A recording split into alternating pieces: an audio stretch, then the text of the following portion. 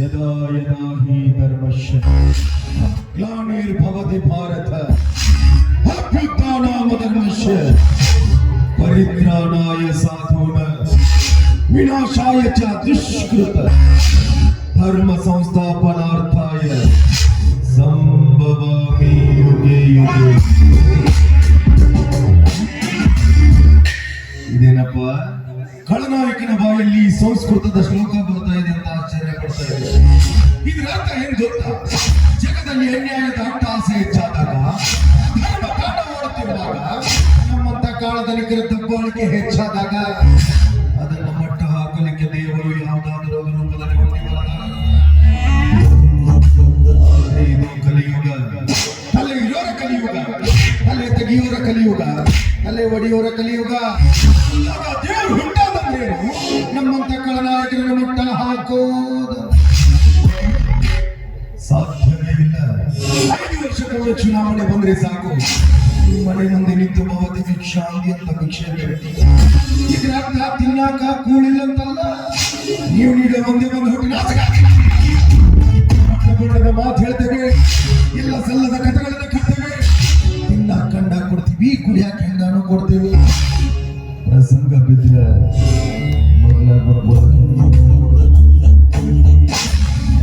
ಮಾಡಿ ಹೊಟ್ಟು ಕಿತ್ಕೋತೀವಿ. ಆಮೇಲೆ ಒಂದಲ್ಲ ಎರಡಲ್ಲ ಐತೈತೈತೆ ಗುಮ್ತೀವಿ, ಗುಮ್ಮಿಸ್ಕೊಳಕ.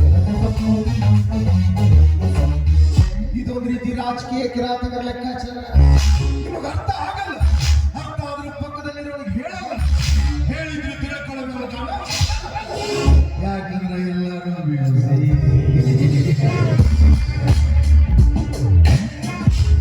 ನಮಗೆ ತೊಳ್ಕೊಳಕ್ ಸೌಡಿಲ್ಲ, ಊರ್ದೇ ತೊಳಿದ್ರಪ್ಪ ಅಂತಾರೆ. ನೀವು ಬದಲಾಗಲ್ಲ, ಬದಲಾಗಕ್ಕೆ ನಮ್ಮಂತವ್ರು ಬಿಡಂಗಿಲ್ಲ. ನೀವು ಯಾವತ್ತಿದ್ರು ಅಲ್ಲೇ ಇರಬೇಕು, ನಾವು ಇಲ್ಲೇ ಇರಬೇಕು. ಇದೊಂದು ರೀತಿ ವೈಟ್ ಕಾಲರ್ಗಳ ಬಿಸ್ನೆಸ್.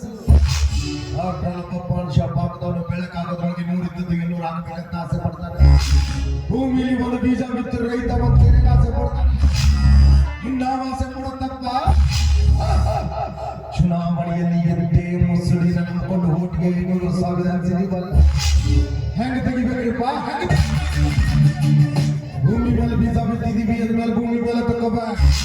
ನಿಮ್ಮ ತಲೆ ಮೇಲೆ ಬಡಗಳ ಹಾಕಿದೀವಿ, ಅದ್ಮೇಲೆ ನಿಮ್ಮ ತಲೆ ಮೇಲೆ ಹೊಡೆದೋದ್ರು ತೆಗಿತೀವಿ, ಕಡ್ದಾದ್ರು ತೆಗಿತೀವಿ.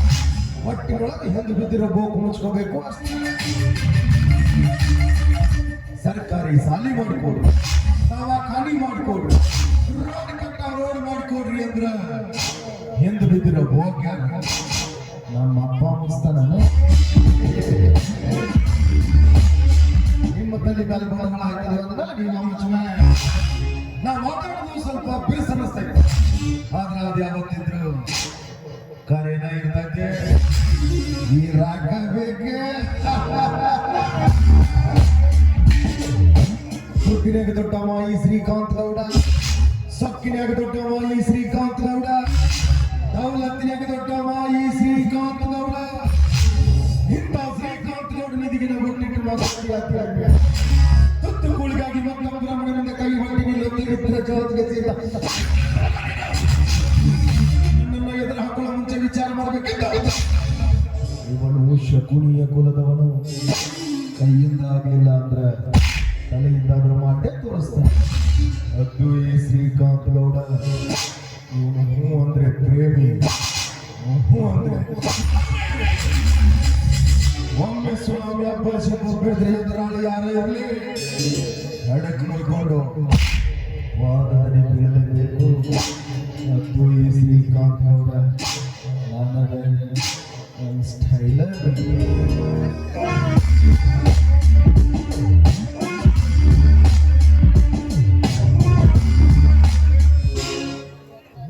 ಗೌರವ ಮೇಲೆ ಹಾಳಾಗೋಗ್ತಾನಂತಂದ್ರಿ ಸಾಕಾಗೈತಿ. ನಿಮ್ಮ ಕನ್ನಡ ಮಣಿ ಅನ್ನಂಗಿಲ್ಲ, ಮಾರ ಅನ್ನಂಗಿಲ್ಲ. ತಿಂಗಳಿಗೊಂದು ಪಗಾರ ಮಾತ್ರ ಕರೆಕ್ಟ್ ಕಟ್ ಮಾಡ್ಕೋತಾನೆ. ಬರಲಿ ಮಗ ಹಿಂಬುರಿಕಿ ತಾರಿನ ಕಂಬ ಎದುರಿಸ್ತೀನಿ.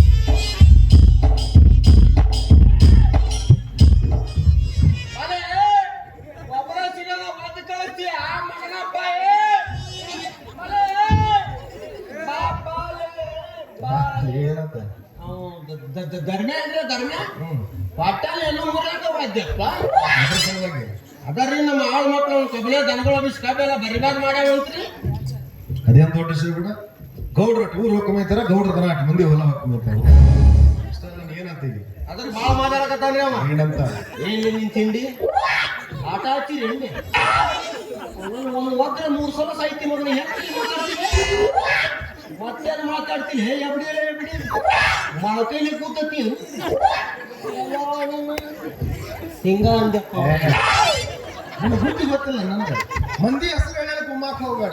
ಗೌಡ್ರ ನನಗೆ ಗುಮ್ಮು ತಿಂಡಿ ಆಗೈತೆ ಅಂತ ಹೇಳಿ ಮುಂದೆ ಕೂತ್ ಗುಮ್ಮಿಸ್ತಾರೆ. ಇದೇ ನಿಮಗೂ ಹೊಸದಲ್ಲ ನನಗೂ ಹೊಸದಲ್ಲ. ಅಷ್ಟು ದಿಮಾಕಿನಲ್ಲಿ ಮಗ್ಗ ದಿವಸ ರೇಷನ್ ಅಂಗಡಿ ಮುಂದೆ ನಂಬರ್ ಚೆಕ್ಕಿತ್ತು ನೀವು ಅವಂಗ ಅಷ್ಟು ದಿಮಾಕಿರ್ಬೇಕಾದ್ರೆ ದಿವಸ ಸೋನಾ ಮೊಸರಿ ಮೊಮ್ಮ ತಿನ್ನ ನಮಗೆ ಅಷ್ಟು ದಿಮಾಕಿರಬಾರ್ದಲ್ಲೇ. ಅದಕ್ಕೇನು ಹೇಳಿ ಬಂದಿ ಅಲ್ಲ ಏನ್ರಿ ನೋಡ್ಪ ಮದ ಧರ್ಮನ ಒಂಟೆಲು ಮನುಷ್ಯ ಈಗ 2 ಬುದ್ಧಿ ಇನ್ನೊಂದು ಬುದ್ಧಿದವ್ರ ಇಲ್ಲೇ ಪಂಚರ ಮಾಡೋದಾಗುತ್ತ. ಈಗ ನಮ್ಮ ತಿಂಡಿ ಮೂರು ಸತ್ಯನಾಶ ಆಗೈತಿ ಇನ್ನೇನಿದ್ರು ಗೌಡ್ರ ತಿಂಡಿ ಇಲ್ಲೇ ಬಾ ಅಂತ ಏನ್ರಿ ಬರ್ತಾನೆ. ಹಾಗೆ ಹೋಗುದೇವ ಮನೆಯಾಗ ಹೋಗ್ಸ ಒಳ್ಳೆ ಹಾಗೆ ವಿಷಯ ಹಾಗೆ ಮುಗಿಸಿ ಬರ್ಬೇಕಪ್ಪ. ಹೆಂಗನ್ನ ನಾವ್ ಒಬ್ಬನ ಗುಮ್ಮಿಸ್ಕೊಳ್ಳಿ ಬರ್ತಾನ ನಿನ್ನೂ ಹಿಡಿದು ಗುಮ್ತಾನ ಗುಮ್ಮಿಸ್ಕೋರಿ. ಆಯ್ತು ಬಂದು ಕೇಳಿ ಅವ್ಗೆ ಸರಿಯಾದ ತರ ನಾ ಕೊಟ್ಟು ಕಳಿಸ್ತೀನಿ. ಈ 3 ಮುಚ್ಕೊಂಡ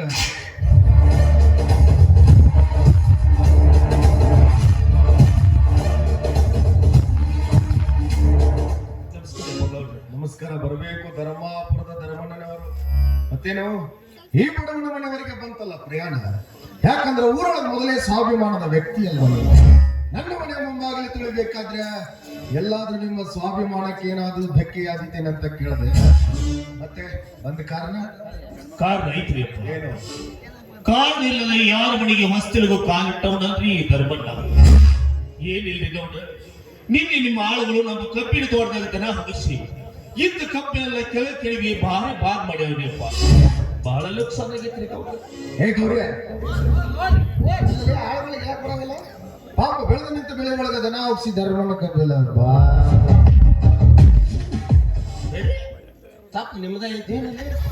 ಮತ್ತೇನ್ರಿ ಇಲೆಕ್ಷನ್ದಾಗ ಹಂತ ತಂದು ದಾರ ತಂದು ಕೊಟ್ಟಾರ ಹೋಗಿ ಹೊಲ್ದಾಗ ಇಷ್ಟೇರಿ ಅವ್ ಆಳ್ಗಳು ಬಿಟ್ಟಾವಲ್ರಿ ಸಿಕ್ಕಿದ ಶಿವನ್ ಅಂತ ಫುಲ್ ಟೈಟ್ ಆಗಿ ಕುಡ್ದೆ ಏನೋ ನಮ್ಮ ಆಳುಗಳು ತಿಳಿಲಾರ್ದು ತಪ್ಪು ಮಾಡ್ಯಾರ. ಇನ್ನು ಮುಂದೆ ನೀನು ಹೊಲದಾಗ ಹೋಗಿಸ್ಬಿಡ ಅಂತ ಹೇಳ್ತೀನಿ. ಅಂದ್ರೆ ಏನ್ರಿ ಗೌಡ ನಿಮ್ಮ ಮಾತು?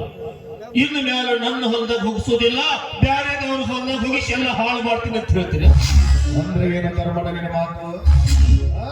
ಈ ಊರ ಮಾಲಿಗೌಡ ಶ್ರೀಕಾಂತ್ ಗೌಡ ತಪ್ಪು ಮಾಡಿ ಪಂಚಾಯತಿ ಸೇರಿಸಿ ದಂಡ ಹಾಕ್ಸ್ಬೇಕನ್ನೋಲ್ಲ. ಹಂಗಿದ್ರೆ ಹೇಳಿಬಿಡು ಮತ್ತೆ ಅದು ಒಂದು ಆಗಿ ಹೋಗ್ಲಿ. ಯಾಕಂದ್ರೆ ಕಾನೂನು ಅನ್ನೋದು ನಿಮ್ಮಂತವ್ರ ತರಪಿನ ಐತಲ್ಲ. ಗೌಡ, ಈ ಕಾನೂನು ಕಚೇರಿ ಅಂತ ಮಾತ್ರ ಅಲ್ಲಿ ಕತ್ತಿನ ಸಹಿತ ಮಾಡಕ್ಕಾಗೋದಿಲ್ರಿ ಅಪ್ಪ. ನಿಮ್ಮ ಮಣಿತನ ಎಂತ ದೊಡ್ಡ ಮಣಿತನ, ಸುತ್ತಲೂ 40 ಹಳ್ಳಿಗೆ ಬೇಕಾದಂತ ಮಣಿತನ. ನಿಮ್ಮ ತಾತನವರಾಗ್ಲಿ ನಿಮ್ಮ ತಂದೆಯವರಾಗ್ಲಿ ಬಹಳ ಒಳ್ಳೆ ಗುಣದವ್ರಿ ಅಪ್ಪ. ನಮ್ಮಂತ ಬಡವರು ಏನಾದ್ರೂ ಕಷ್ಟ ಐತಿ ಅಂತ ಮಣಿ ಬಾಗಿಲವರೆಗೆ ಬಂದ್ರೆ ಸಾಕು, ನಾವು ಎಲ್ಲ ತಮ್ಮ ಹಟ್ಟಿ ಮಕ್ಕಳಂತ ತಿಳಿದ ನಮ್ಮ ಕಷ್ಟ ಎಲ್ಲ ಬಗೆಹರಿಸಿದ್ರಿ ಅಪ್ಪ. ಇವತ್ತು ಅದ ಗುಣನ ನಿಮ್ಮ ಹತ್ರ ಐತಿ ಅಂತ ಹೇಳಿ ನಮ್ಗೆ ಬಹಳ ನುಕ್ಸಾನ್ ಆಗೈತ್ರಿಪ್ಪ. ನನಗೆ ಪರಿಹಾರ ಕೊಡ್ರಿ ಅಂತ ನಿಮ್ಗೆ ಕೈ ಮುಗಿದು ಕೇಳ್ತಿದ್ರಿ ಅಪ್ಪ. ನಮ್ಮಪ್ಪ ನಮ್ಮ ಅಜ್ಜ ಅವರೆಲ್ಲ ಹುಚ್ಚು ಊರ್ ಮಂದಿನೆಲ್ಲ ತಮ್ಮ ಹೊಟ್ಟೆಯಾಗ ಹುಟ್ಟಿದ ಮಕ್ಕಳು ಅಂತ ಅವ್ರು ತಿಳ್ಕೊತಿದ್ರು. ಆದ್ರೆ ನಾವು ಗೊತ್ತಿದ್ದವ ನಮ್ಮ ಅನ್ನೋದಲ್ಲ. ಇನ್ನು ಊರ್ ಮಂದಿನೆಲ್ಲ ತಿಳ್ಕೊಳಕಾಗತ್ತೆ. ಒಂದು ವೇಳೆ ತಿಳ್ಕೊಂಡು ನಾಳೆ ಅಷ್ಟೊಳಗೆ ಪಾಲ್ ಕೇಳಿ ಹಾಕೊಡ್ರಿ. ಆ ಸೀನಿಯರ್ ನೋಡ್ರ, ನೀವು ತಿಳ್ಕೊಂಡ್ರು ಕೂಡ ನಾವೇ ನಿಮ್ಮ ಆಸ್ತಿ ಒಳಗೆ ಪಾಲ ಕೇಳುದಿಲ್ಲ. ನಮ್ಗೆ ಬಹಳ ನುಕ್ಸಾನ್ ಆಗೈತ್ರಿ ಅಪ್ಪ, ಪರಿಹಾರ ಕೊಡ್ರಿ ಅಂತ ನಿಮ್ಗೆ ಕೈ ಮುಗಿದು ಕೇಳ್ತೀವಿ. ಬೇಕಾದ್ರೆ ನಿಮ್ಗೆ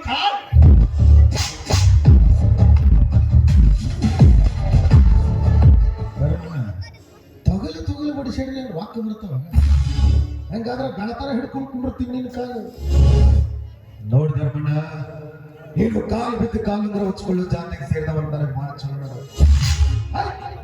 ಯಾವಾಗ ಇಷ್ಟ ನಂಗೆಲ್ಲ ಕೇಳಾಕತ್ತಿ ಅಂದ ಮೇಲೆ ಕೊಡೋದಿಲ್ಲ ಅಂದ್ರೆ ಈ ಶ್ರೀಕಾಂತ್ ಗೌಡನ ಸ್ವಕ್ತನ ಕೈ ತುಂಬ ಪರಿಹಾರ ಕೊಟ್ಟು ಕಳಿಸ್ತೀನಿ. ಆದ್ರೆ ಹಂಗೆ ಕೊಟ್ಟ ಅಭ್ಯಾಸ ಇಲ್ಲ, ಏನಾದ್ರೂ ಮುಯಿ ಇಟ್ಕೊಂಡು ಕೊಡೋ ಜಾತಿ. ಏನ್ರಿ ಗೌಡ್ರೆ, ನಿಮ್ಮಂತ ದೊಡ್ಡವ್ರಿಗೆ ಮುಯಿ ಕೊಡೋದಷ್ಟು ನನ್ನ ಹತ್ರ ಏನೈತೆ? ಆಯ್ತು ಧರ್ಮಣ್ಣ, ಆಯ್ತು. ಜಗತ್ನಾಗ ಯಾವ ಬೇಕಾದವನು ಎಷ್ಟು ದೊಡ್ಡವ ಇರ್ಲಿ, ಒಂದಿಲ್ಲ ಒಂದು ದಿವಸ ಒಬ್ಬನಂತೆ ಕೈ ಒಡ್ಡಾಕಲಿಕ್ಕೆ. ನನಗೆ ಬೇಕಾಗಿರೋ ವಸ್ತು ನಿನ್ನ ಹತ್ರ ಐತಿ, ನಿನಗೆ ಬೇಕಾಗಿರೋದು ನನ್ನ ಹತ್ರ. ಸ್ವಲ್ಪ ದೊಡ್ಡ ಮನಸ್ಸು ಮಾಡೋದಿಲ್ಲ, ಮೊದಲೇ ಮಾಡ್ಕೊಂಡು ಇಬ್ಬರು ಮಾಡ್ಕೊಂಡು. ಅಲ್ರಿ ಗೌಡ್ರ, ನನಗ್ ಬಾಳ ನುಕ್ಸಾನ ಆಗೈತ್ರಿ ಅಪ್ಪ, ಏನಾದ್ರೂ ಪರಿಹಾರ ಕೊಡ್ರಿ ಅಂತ ನಾನು ಕೇಳಕ್ ಬಂದ್ರ ನೀವೇನ್ರಿ ಬದಲಾ ಬಿದಲಿ ಅದಲಾ ಬಿದಲಿ ಅಂತ ಏನೇನೋ ಮಾತಾಡಕತ್ತೀರಿ ಅಲ್ರಿ. ಅಲ್ರಿ ನಮ್ದೆಲ್ಲ ಕರೆ ಏನೈತ್ರಿ ಊರಾಗ? 3 ಎಕರೆ ಹೊಲ ಐತೆ, ಅದ ಒಂದು ತಗಡಿನ ಮಣಿ ಐತ್ರಿ. ಇನ್ನ ನಾನು ತಮ್ಮೊಬ್ಬ ಬೆಂಗಳೂರು ಅಂತ ಸಾಲಿ ಕಲಿಯಾಕದೇನ್ರಿ. ಅವಳು ವಿದ್ಯಾಭ್ಯಾಸ ಖರ್ಚಿಗಂತೂ ನಾನಾ ದುಡ್ಡು ಇಲ್ಲಿಂದ ದುಡ್ಡು ಕಳ್ಸಿರ್ತೀರಿಪ್ಪ. ಹೀಗಿರುವಾಗ ನೀವು ಹಿಂಗ ಅಡ್ಡುಗಾಡಿ ಮ್ಯಾಗ ದೀಪ ಇಟ್ಟಾಗ ಮಾತಾಡಿದ್ರೆ ನನಗೆ ಏನು ತಿಳಿವಲ್ತ್ರಿಪ್ಪ. ಅದು ಏನಂತ ಸ್ವಲ್ಪ ಬಿಡಿಸಿ ಹೇಳ್ರಲ್ಲ, ಅಂದ್ರೆ ನಾನು ತಿಳ್ಕೊಳ್ತೀವಿ, ಆ ಶಕ್ತಿ ನನಗೈತಿ. ಮೊದಲೇ ಹೆಬ್ಬಟ್ಟು ಮನುಷ್ಯ ಅವ್ನಿಗೆ ಏನು ಗೊತ್ತಾಗೈತಿ? ನೀವು ಸ್ವಲ್ಪ ಸಣ್ಣಿ ಮಾಡಿ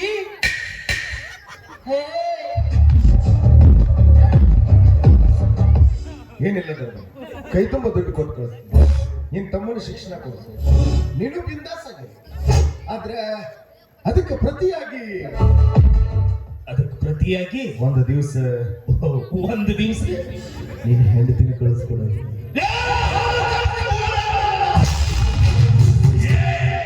ನೀನು ಆಡು ಮಾತು ಕೇಳಿದ್ರ ನನ್ನ ತಾಯಿಯ ನಾನು ಬಯಸ್ಕೊಂಡಾಗುತ್ತದೆ.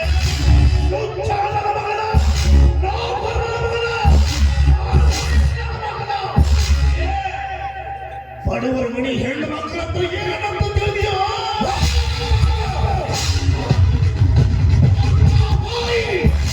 ಭೋಗದ ವಸ್ತು ಅಂತ ಭೋಗದ ವಸ್ತು. ನೀನು ನಿಂತಿರುವಂತೆಲ್ಲ ಒಂದು ಹೆಣ್ಣು, ನೀನು ಕುಡಿಯುವ ಚಲೋ ಒಂದು ಹೆಣ್ಣು. ಅಷ್ಟೇ ಅಲ್ಲ, ನಿನಗೆ ಚಂದ ಕೊಟ್ಟ ನಿನ್ನ ತಾಯಿ ಕೂಡ ಒಂದು ಹೆಣ್ಣು. ನಾನು ಸಾವುಕಾರ ಅಂತ ಇಷ್ಟೊಂದು ಉಗುಳ್ತಿರ ಮಗನ. ನಾನು ಸತ್ತ ಮೇಲೆ ನಿನ್ನ ಡ್ರೆಸ್ಸಿನ ಕನ್ನಡವನ್ನು ಕೊಡುವುದಿಲ್ಲ. ನಿನ್ನ ನನ್ನ ಹಂಗ 3 ತೆಗೆದ ಹೋಗಿದ್ದಾರ. ನಾನು ಯಾವನಾರು ಒಬ್ಬ ಬೀದಿ ಹೋಗು ಬಸವಣ್ಣ ಬಂದ ನಿನ್ನ ಮನೆಯಾಗ ವಯಸ್ಸು ಬಂದ್ರೆ ಒಬ್ಬ ತಂದೆ ಅದಾಳ. ಏ ಗೌಡ, ಇವತ್ತೊಂದು ದಿನ ನಿನ್ನ ತಂಗಿನ ನನ್ನ ಹತ್ರ ಕಳಿಸು ಅಂದ್ರ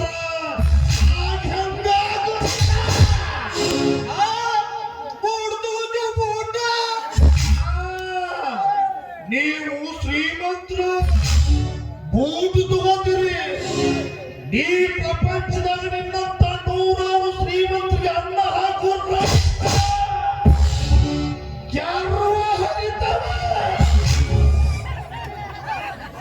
ಆಟ ಹಚ್ಚಿದೆ ಮಕ್ಕಳ ಆಟ.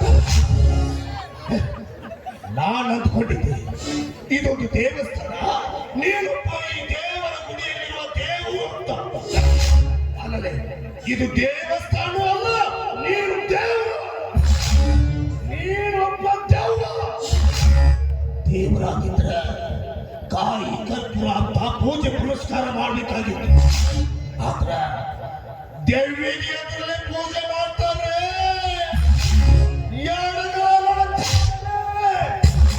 ಚಪ್ಪಲಿಂದ ಪೂಜೆ ಮಾಡ್ತಾರೆ.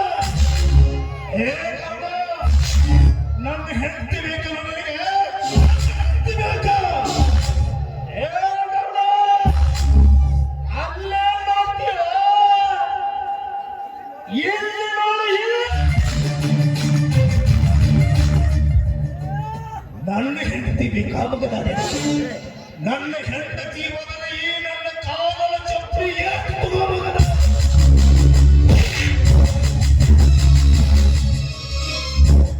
ಏ ಗೌಡ, ಈಗ ನಿನಗೊಂದು ಚಪ್ಪಲಿ ಹೋಗ್ತೀನಿ, ಅದನ್ನು ನಾನು ಅಲ್ಲೇ ಬಿಟ್ಟು ಹೋಗ್ತೀನಿ. ಯಾಕಂತ ಮುಂದೆ ನನ್ನ ನೆನಪಾದಾಗ ಅದನ್ನು ನೀನು ಮುಟ್ಟಿ ಮುಟ್ಟಿ ನೋಡ್ಕೊಳ್ಬೇಕು. ಇನ್ನೊಂದು ಚಪ್ಪಲಿ ನನ್ನ ಹತ್ರ ಐತೆ. ನನ್ನ ತಮ್ಮ ಬೆಂಗಳೂರಿಂದ ಮನೆಗೆ ಬಂದಾಗ ಅವನು ಕೈಯಾಗ ಇದನ್ನು ಕೊಟ್ಟು ಕಳಿಸ್ತೀನಿ. ನನ್ನ ತಮ್ಮನಿಗೆ ಏನಾದ್ರೂ ಈ ವಿಷಯ ಗೊತ್ತಾದ್ರೆ ಮಗನ ನಿನ್ನ ಗಂಡ ಹೊಡೆದು ರಕ್ತ ಕುಡಿತಾನೆ. ಆ ರಕ್ತ ಕುಡಿತಾನೆ. ಹುಷಾರಿಲ್ಲ ಈ ಮಗನ. ಇವತ್ತನ ಇಲ್ಲಿಗೆ ಬಿಟ್ಟು ಬಹಳ ಒಳ್ಳೆಯದಾತು. ಅಕಸ್ಮಾತ್ ಇದನ್ನ ಮುಂದುವರಿಸಿದಾಗ ನಿನ್ನ ಕತ್ತನ್ನ ಕತ್ತರಿಸಿ ಊರೋಗಿಸಿ ಬಾಗಿಲು ಕಟ್ತೀರ ಮಗನ.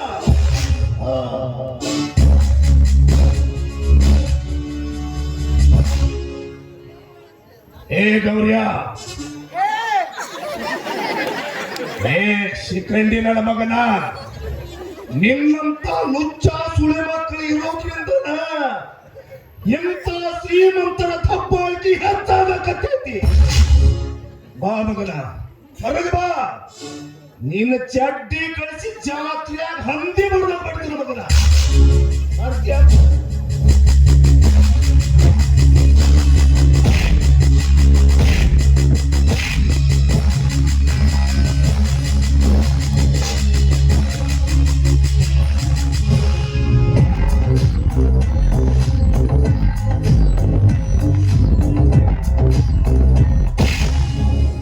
ಹೆಣ್ಣಿಗೆ ಹೆಸರು ಚಪ್ಪಲಿನ ಹೂವಿನ ಹಾರ ಅಂತ ತಿಳ್ಕೊಳ್ಳೋಣ.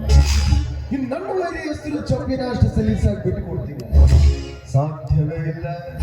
ಜಗಲಿ ಮೇಲೆ ಇಟ್ಟು ಪೂಜೆ ಮಾಡ್ತೇನೆ. ಯಾಕೆ ಮುಂದೊಂದು ಜೋಡು ಮಾಡಿ ಕೊಡಬೇಕಲ್ಲ. ಸರಿಯಾದ ಟೈಮ್ನಾಗ ಸರಿಯಾದ ವ್ಯಕ್ತಿಗೆ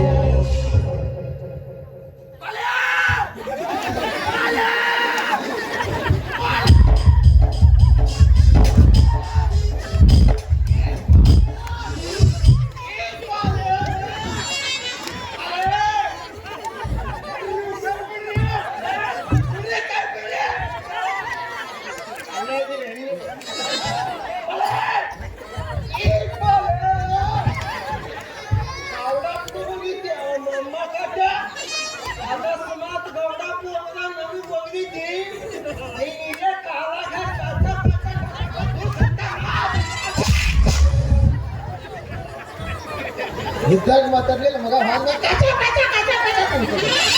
ಇದ್ದಾಗ ಮಾತಾಡ್ಬೇಕು ಅಂತೀರಿ, ಏನಂತೀರಿ?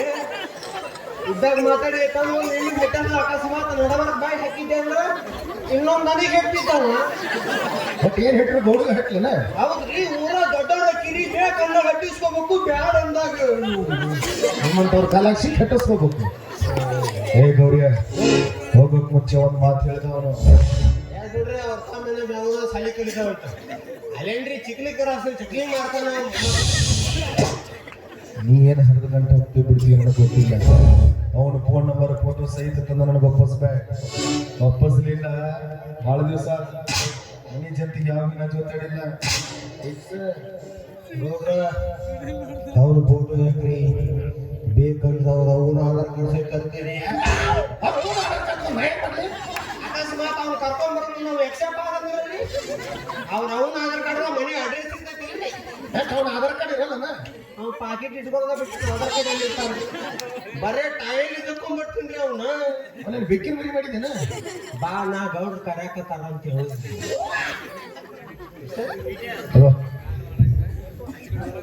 ಒಳಗಿಟ್ಟು ಇದನ್ನೋ ಏನ್ ಜಗಲಿ ಮಾಡಿಡ್ಲೇ ಎಲ್ಲೂ ಫ್ರಿಜ್ನಾಗ ಇಡೋದು.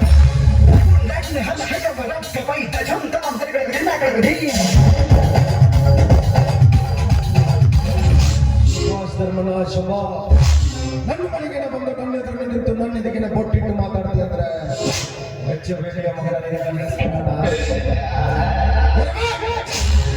ಜೀವನದೊಳಗೊಬ್ಬ ಏನೋ ಇರಬೇಕು ಅಂದ್ರೆ ಜೀವನ ನಂತರ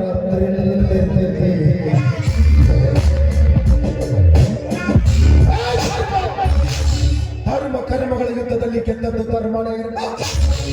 ಆದ್ರೆ ಕೊನೆಯ ಪ್ರವೇಶದವರೆಗೂ ಧರ್ಮದ ನೀತಿಯ ಮೇಲೆ ಕಾಲಿಟ್ಟು ಅಟ್ಟಹಾಸ ಮೆರೆಯೋದು ಈ ಶ್ರೀಕಾಂತ್ ಕರ್ನಾಟಕದಲ್ಲಿ ಬರುತ್ತದೆ.